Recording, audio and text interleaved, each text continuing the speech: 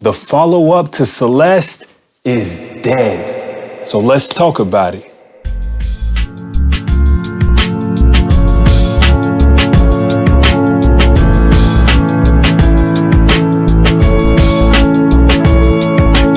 Now, when I first played 2018's Celeste, it felt like a once-in-a-lifetime game, and who knew just how right I might be. The indie game space is one of the last bastions of creativity in the gaming industry. I mean, since about the 2010s, the late 2000s, indie gaming has continued to push the boundaries where AAA has floundered and dropped the ball. I mean, games like Minecraft, we have games like Cuphead that did so well that they ended up with their very own Netflix series.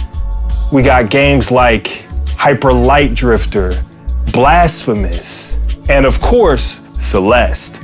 If you've been around this channel for a while, you probably know my love of Extremely OK Games' 2018 game Celeste. And if you don't, then what you doing here? Not subscribed. Go ahead and subscribe and all that.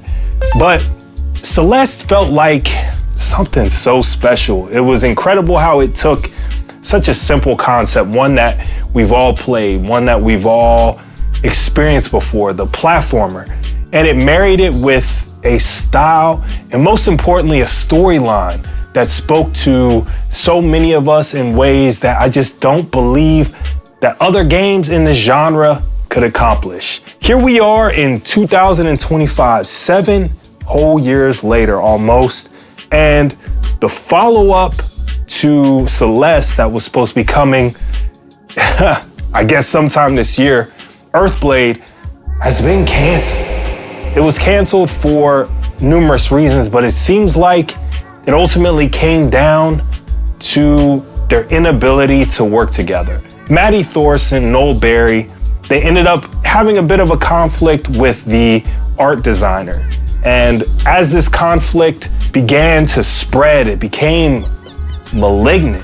Now, this whole beef was simply over the Celeste IP, which became very valuable after it was released, sold millions of copies, and became a bit of an indie darling in a year that was filled with them. Numerous Game of the Year awards and nominations, the music awards, everything was pointing to how great Celeste was. But how do we keep getting here with these indie games? It just feels like there is a curse of success in the indie space. So let's examine that a little bit. I remember when Earthblade was first shown at the 2022 Video Game Awards. Man, it was like when Stone Cold Steve Austin would come crashing through. You hear that glass break. The second I saw from the creators of Celeste, boy, I was flipping out. I can still remember watching that Game Awards and being just so excited. And at that point, this game was almost 3 years in development. It started back in 2019 and progress looked good. You heard the Lena Raine music. You saw the blueprint that Celeste laid and that this game seemed to be following, and it seemed bigger. It seemed more exciting. It seemed like it was more in the Metroidvania style of game, which to me, I was blown away. I was so excited because Metroidvanias are one of my all-time favorite types of games. You can find quite a few here on the channel. And I just could not believe how good it looked. The style. It looked like it took everything that made Celeste incredible and fun and groundbreaking and was pushing those boundaries. I'd like to examine what I feel like pushes all of these indie developers over the line and creates a true, almost sophomore curse that afflicts a lot of great indie devs. So let's talk about it.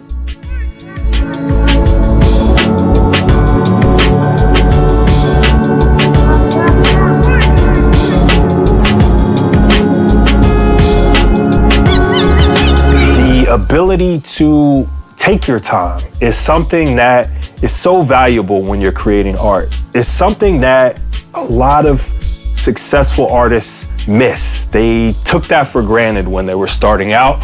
When nobody cares about what you're doing or is paying attention, you got all the time in the world. A great example is Nasir Jones. I mean, you think about an artist that released his first album at 18. That's still hella young, but he had 18 years to envision and to create and to experience these stories that inspired what would become one of, if not the most important hip hop albums of all time in Illmatic. It changed the landscape of rap in a way that he immediately felt the pressure to put something else out. That pressure leads some people to diamonds. There's a lot of great examples of artists that their second albums are fantastic, even better because they have more access to features, they have more access to better producers, they have more access to a lot of things. But for so many artists, it leads to much, much worse, more rushed work. I think for a lot of these developers, having so much time and having so much ability to sit back and really refine, decide what's important in their games, and push those boundaries for themselves, that is a critical component that once the success comes and once the interest comes, obviously it goes away. People are like, hey, what's the next thing? What's the next thing? What's the next thing? You're only as good as your last project. And in this industry, that is so much pressure. It's so much weight to carry. And that lack of time leads to a lot of rushed products and a lot of underwhelming follow-ups that just cannot stand up against the originators.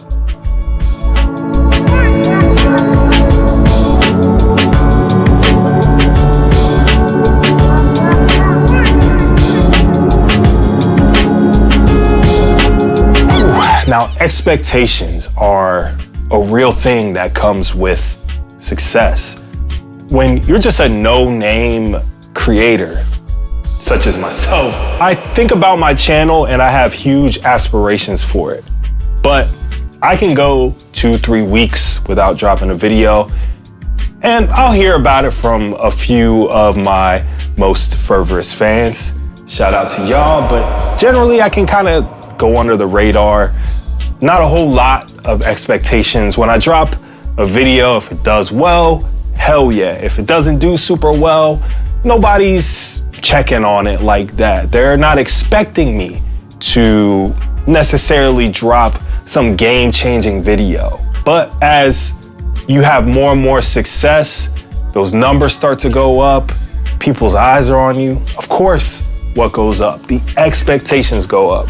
So many artists in the indie game space, they crumble under those expectations. Great example, the creator of Balatro, Local Thunk, said he was about ready to go back to his normal ass job if this game did not work out. He's just a normal guy. And you drop a game like Balatro that gets Game of the Year nominations and is heralded as this underdog. Well, you're no longer the underdog. You have to create something to follow that up, whether it's the same thing or something different.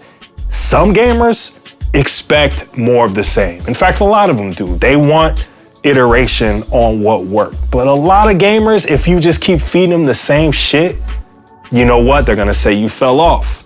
You go from being this artist, had no expectations placed on you, so anything that you do to overachieve blows them away. But the second you succeed and have those accolades, expectations are placed at your feet. Dan Salvato said in a Reddit post that yes, there is that weight. He feels it. He doesn't know what to do after Doki Doki Literature Club or where exactly to go. I love that he eventually stated that he's basically just doing what he loves to do and he's okay with a niche audience for his games. Something like Undertale also did a bit of the same, and I feel like they're also up against a lot of expectations. It's tough, man. It's real tough to follow up greatness.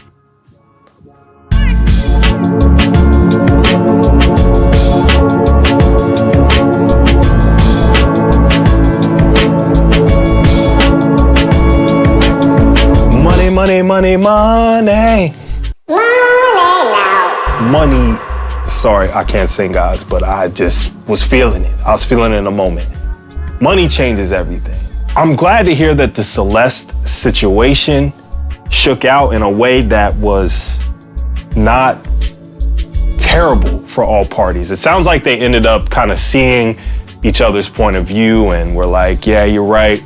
Let's just call it quits, kibosh, start at zero. But more importantly, when the money starts to show up, so do these hands. Everybody's reaching out, wants a piece of it.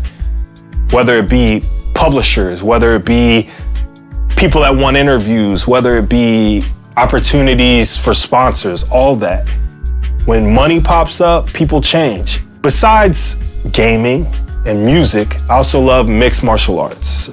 North Star is my training gym at the moment where I train in Muay Thai, and I have trained all my life.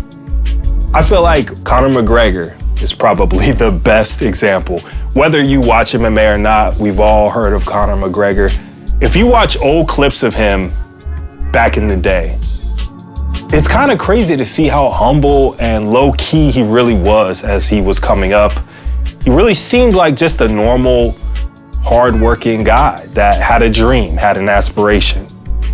And you look at him now, oh my God, he is an absolute mess. Outside of the obvious situations with litigation and other things, he just seems like he's not the same person. Like, all of this has completely warped his personality. When you get a little bit of money, I just feel like people that didn't have it, which again is usually these creators, because they're doing this part-time. They're not really quote unquote game developers. They're just trying it out. And then all of a sudden you're this big success and money and opportunities are flying everywhere. It changes your priorities. You no longer are singularly focused. Your focus is split. You're trying to decide the balance of money and passion and what is best for your gaming career. So money is the root of many evils. Not all of them, but most of them.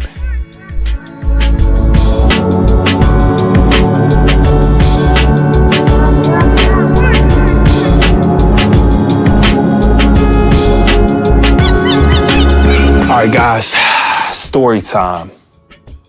I'll never forget back in like 2003, when I was first starting to make music, when everything felt new, when you would listen to a song and it would inspire you in a way, because you would start to hear things differently as you learn to create music. That all stems from pure passion. When you're passionate, you can put in 10-hour long days after working 8 hours. When you're passionate, you can stop everything to try to make something work when other people believe that it won't. When you're passionate, nothing feels like it can get in your way. You feel like everything you do is in service of a goal. Passion drives creators like myself. Passion drives creators like Maddie Thorson. Passion drives so many small creators, because that's all that they have at these points when money's not coming in, when they're only spending money, when there are so many challenges, roadblocks, obstacles. Passion is your fuel. And as I would continue to make music, as I would refine my process, at some point you kind of switch over from passion. It's not necessarily a bad thing that you begin to have to work on motivation and less on inspiration and passion, because as you refine skill sets, of course, you're gonna get less passionate, because once you've done anything a bunch of times, it feels more mundane and less novel. So as these creators spend months, years to create something, and it finally comes out, oh, that release. I remember putting albums out. I remember putting songs out. Those first few times, you're like, ooh, this is great. This is different. I'm finally doing it. But years on, You're like, I gotta put out another album, I gotta put out another song, I gotta find a single. It becomes work in ways. And these are all trade-offs that anyone that does something like this for a career knows is coming. But it affects all of us differently. And I feel like there's so many examples of passion changing. Hyper Light Drifter is one of my all-time favorite games, period. I love Hyper Light Drifter. It felt like such a unique game. It seems like Hyper Light Breaker, I haven't played it, but I've read Steam reviews, and it's like a live service game. It's in 3D. It just feels like the passion's not there. It feels like the money and the name brand is driving the choices made while creating this game. I don't know if that's true. Maybe this is what they're truly passionate about and they want to try a live service game. Something tells me there's something else in the background, and that's just what it is.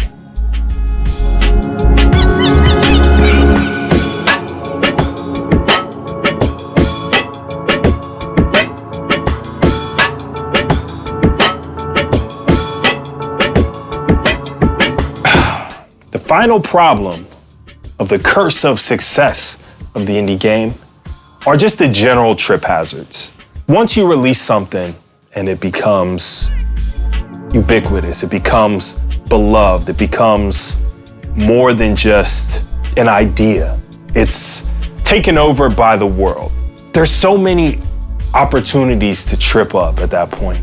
You have interviews, you have panels that you're asked to go speak at. You have all these different, what I call trip hazards, that pop up that you never had to deal with. When you had a singular vision, nobody knew who you were. You had your hoodie on, you were just getting your work in. It was just different. And once you're successful and you can't just be anonymous anymore, people come looking for you. They want access to you, whether that be in your industry, outside of your industry. While I don't know this for certain, I imagine that Maddie and the team had many trip hazards, offers to come to the Game Awards and offers to speak, offers to be a part of other games, to either sit in on or to offer their expertise as a producer.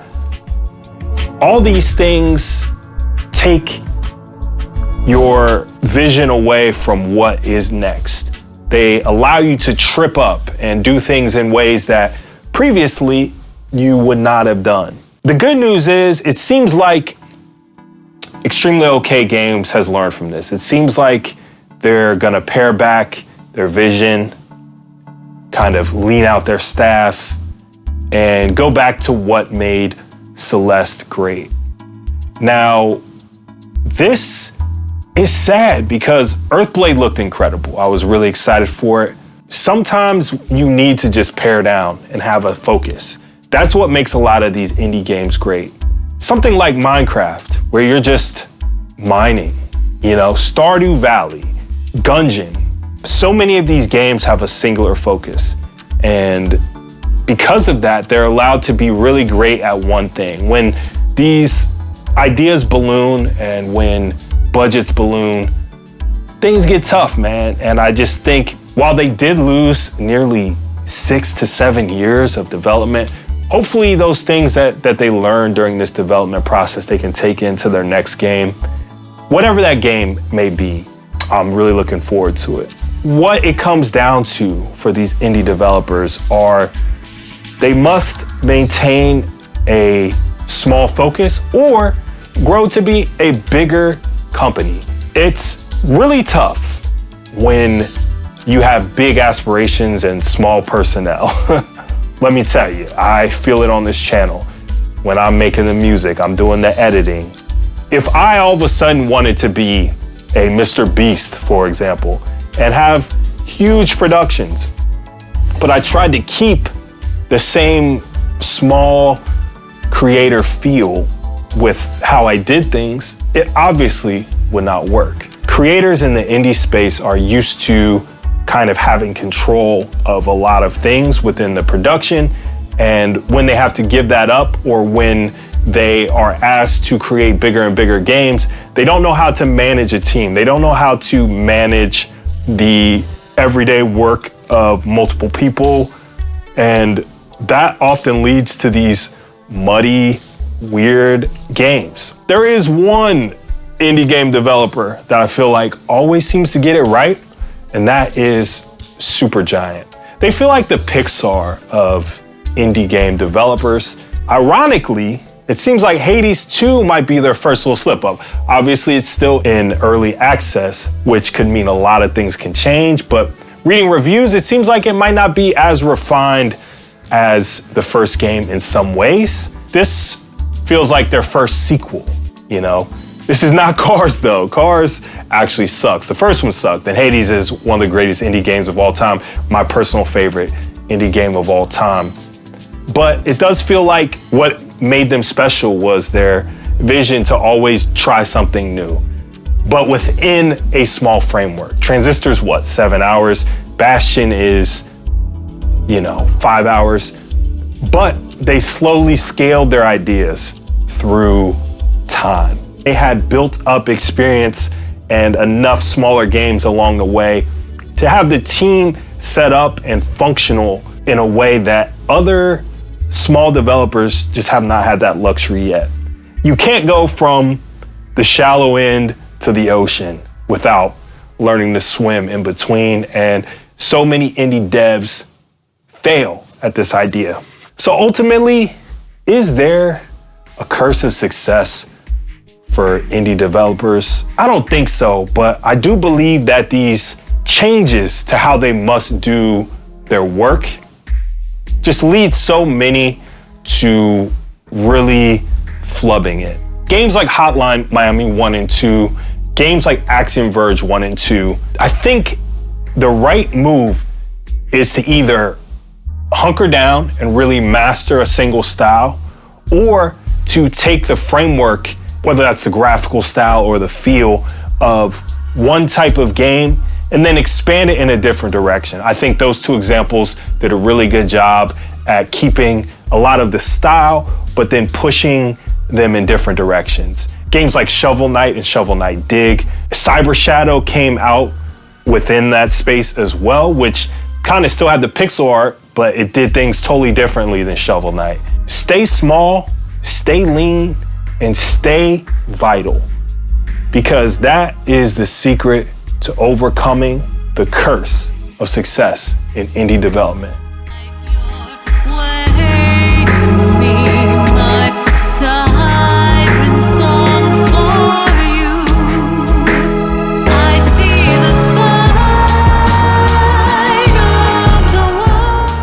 Now, how'd you feel about this monologue style video? Hopefully you enjoyed it. And if you did, follow me on Blue Sky and Instagram at TheGamersician. Check out my Discord down in the links below. I'd love to keep this conversation going. So as always, I appreciate you guys tuning in, and I'll see you next time. Peace.